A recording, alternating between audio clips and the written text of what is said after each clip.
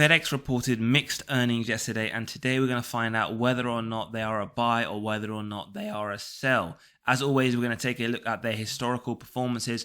We're going to do a short deep dive into their income statement, their balance sheet. We're going to take a look at that dividend safety, look at those financial metrics, and as always, end the episode looking at that stock valuation model, finding out their intrinsic value and our acceptable buy price with our margin of safety.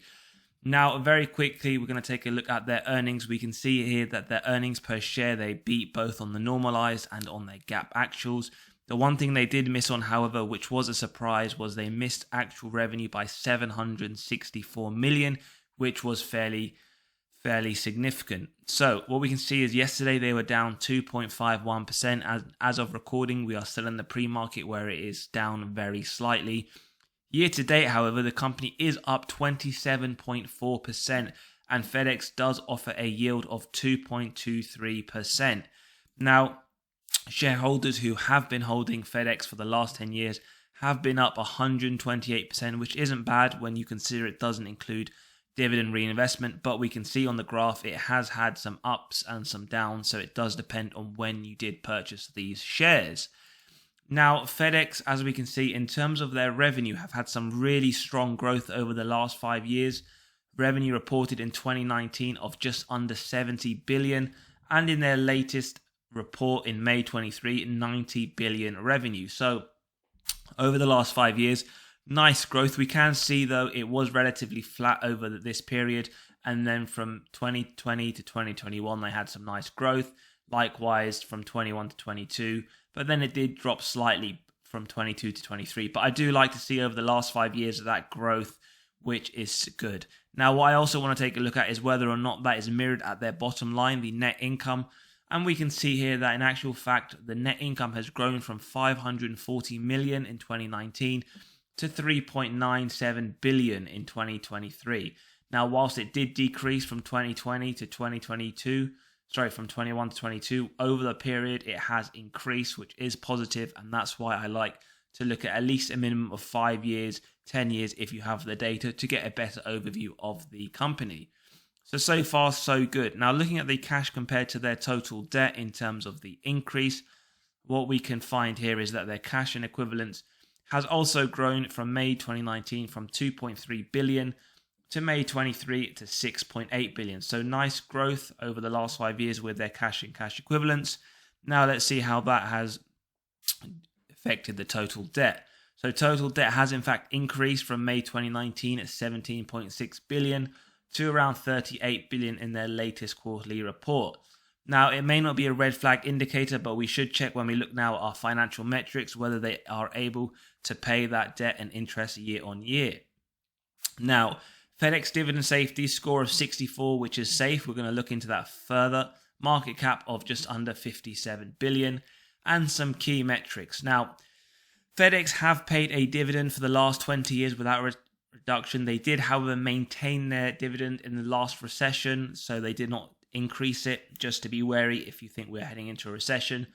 And even though the recession sales was negative 16%, this was above the average growth over the last recession.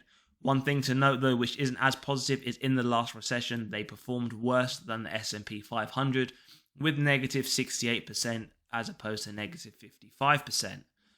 Now, dividend growth, as I always say, we want to get a minimum of 4%, as that's the inflation rate over the last 40 years in the US. So if you're not getting a minimum of 4%, then effectively what's happening is your purchasing power is reducing. Now, 9.6% this year, very positive to see.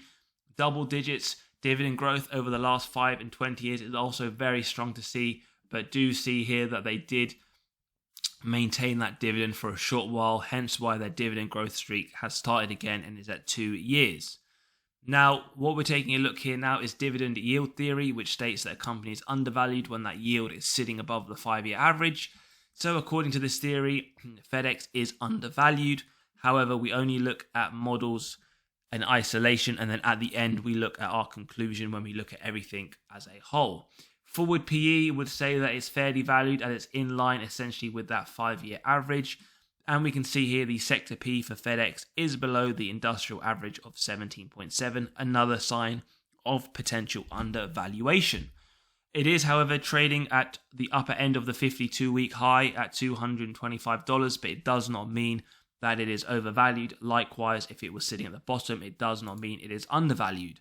Now, earnings payout ratio is not my preference to look at as a metric. I prefer the free cash flow payout, as earnings is susceptible to manipulation through accounting. But for both, I like to see below 60%, as this means there's room to grow that double-digit dividend. Now, earnings payout, very quickly, I'll say below 60%, so very positive to see. The free cash flow in 2022 and 2023, 29%, 46%, and a forecasted 40%, so positive to see, especially when we want that double-digit dividend growth. Obviously, we can see here 2019, 554%, which is a red flag indicator, but given that it was in 2019, I think for now it is okay. But this is why I do say we prefer to look at the free cash flow payout ratio. Now, earnings per share, again, I prefer the free cash flow per share, but 2014, $6.75, 2023, $15. Nice growth. I know there were some years where it went up and some years where it went down, but over the last 10 years, it is a positive sign, especially if it continues to grow as expected in 2024. Likewise, with the free cash flow, $2.38 in 2014, $10.30 in 2023. Nice increase. There were some years of negative free cash flow, but if you are a long-term dividend investor, then you are essentially looking for a wider time period. So I think over the last 10 years, it is fairly positive. And over the next 12 months, 2024, it is expected to continue. So far, so good. Sales growth 3 to 7%, which is essentially what they have done over the last 10 years, other than 2023, where it was negative 4%.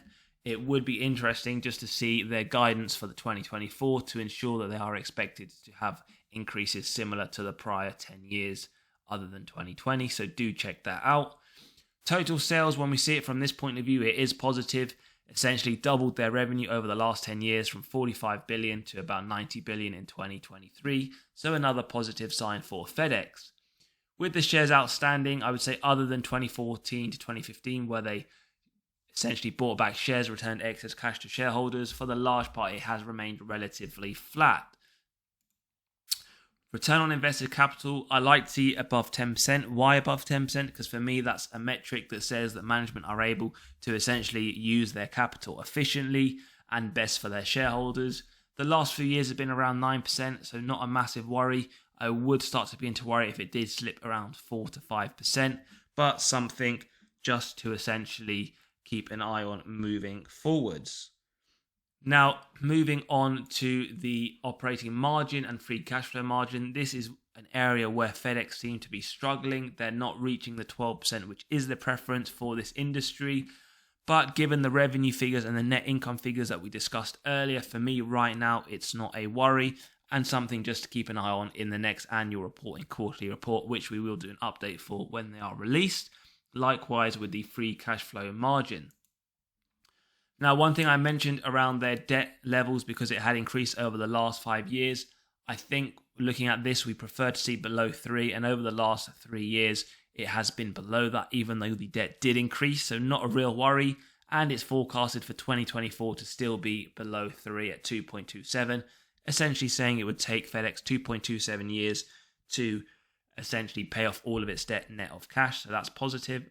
And essentially here we can see what we saw in terms of their balance sheet. 55% of the company's financing is through debt as opposed to equity.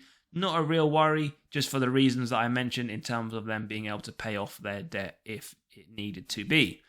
Now we're going to come into the last part of the episode where we look at the stock valuation model in terms of the value of what we expect.